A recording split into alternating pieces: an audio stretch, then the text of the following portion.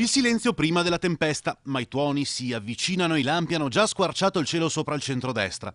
A Vicenza domani dovrebbe essere il giorno che passerà alla storia per il divorzio tra Forza Italia e Lega.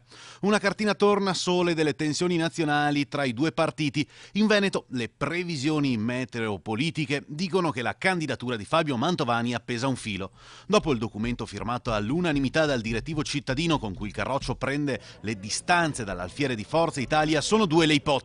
La Lega lancia un proprio candidato, ma sarebbe un suicidio perché spaccherebbe di fatto il centrodestra in tre parti con il rischio di non superare nemmeno il primo turno. Oppure appoggia Francesco Rucco, che ha già avviato la sua campagna elettorale col sostegno delle liste civiche del Popolo della Famiglia e di Fratelli d'Italia.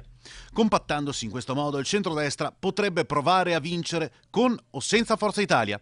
I berlusconiani o si adegueranno togliendo il veto e convergendo su Francesco Rucco, oppure faranno la loro strada da soli con un loro alfiere. Certo, se si sfila il Carroccio anche per Fabio Mantovani, chiamato a rappresentare la coalizione, cambierebbero i presupposti. Probabilmente deciderebbe di fermarsi, una scelta di dignità. Al suo posto Forza Italia potrebbe candidare qualcun altro, probabilmente il coordinatore provinciale Matteo Tosetto. Insomma, ancora nebbia politica in attesa di uno squarcio di sole.